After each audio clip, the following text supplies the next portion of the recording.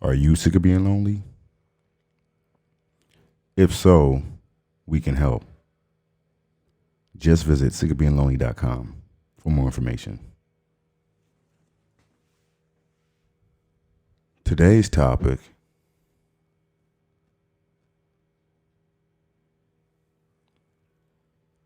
is about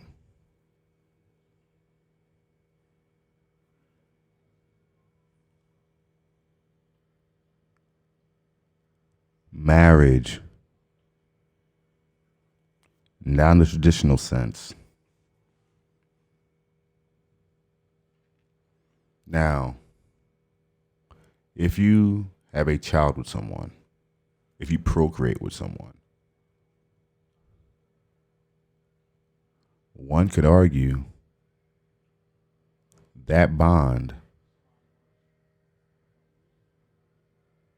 that lifelong bond through that child or children, could be considered a marriage. I know society doesn't look at it like that. But if you sit back and really, really think about it, that is essentially what it is.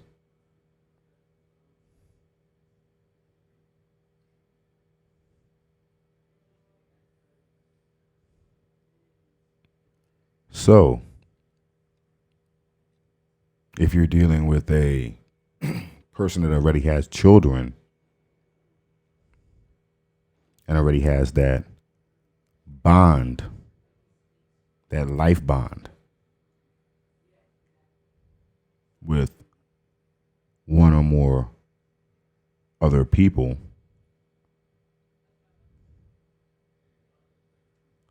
where would you fit in that scenario?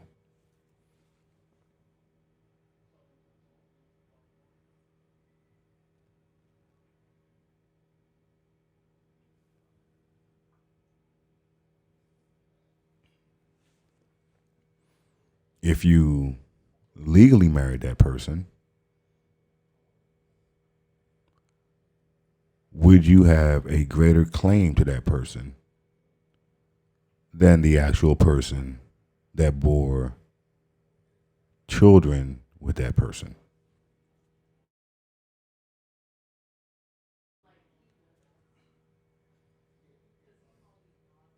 Because you had a formal ceremony and paid for a marriage license. Is the ceremony and the license stronger than the DNA of another person mixing with that person that you're marrying's DNA and procreating a child or children?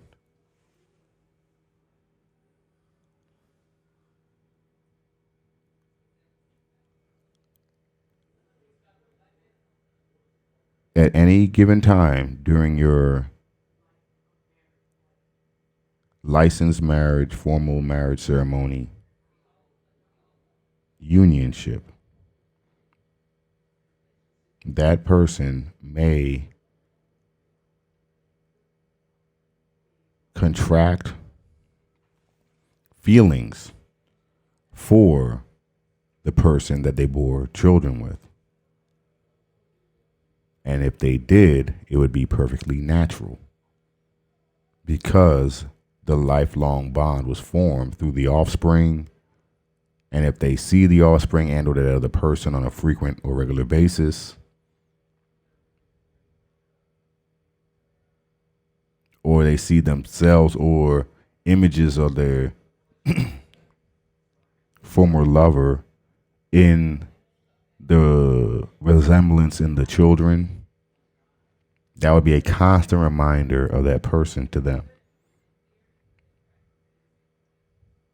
It constantly reinforces that bond.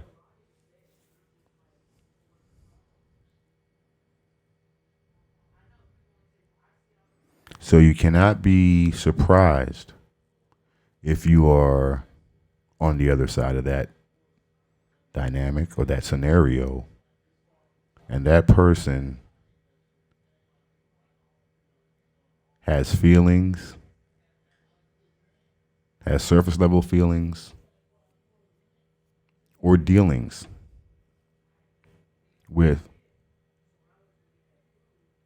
the parent of that child. Because one could argue that by having a child or children with someone, that you are indeed married.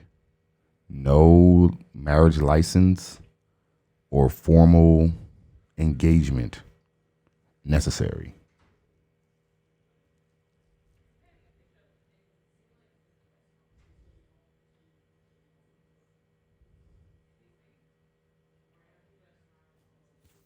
Now, the only way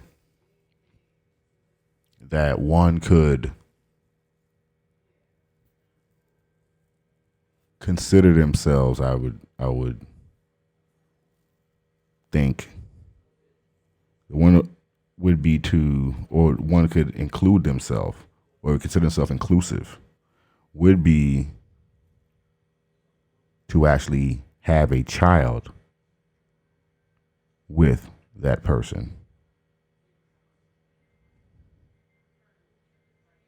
thus forming a new pair bond scenario dynamic.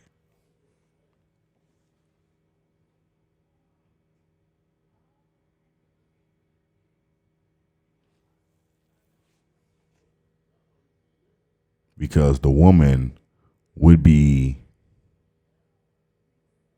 geared towards the newborn. Not saying she doesn't love her other children any less, but the maternal DNA will kick in and she'll be more attentive because nature requires it for the survival of that newborn or her offspring. And then she would look to the male that provided that and bond with him. Not saying she still won't have bonds with her former lovers because of the children they bore, but now you will be included in the bond, if that makes sense.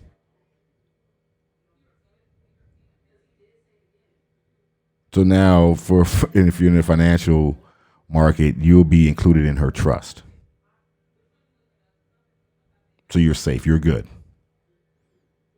As opposed to if you did not have a child with her. Does that make sense? Now, knowing this information,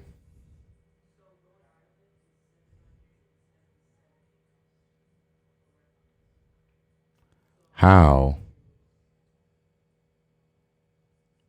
would you like to proceed? Would you like to start a marriage with a person that does not have children already?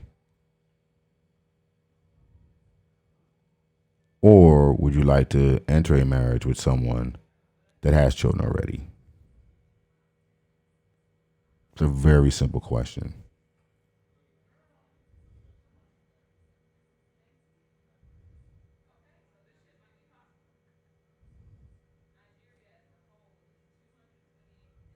All right, guys, that concludes another episode of Sick of Being Lonely. Are you sick of being lonely? If so, please visit sickofbeinglonely.com because we can help. Standard rates may apply.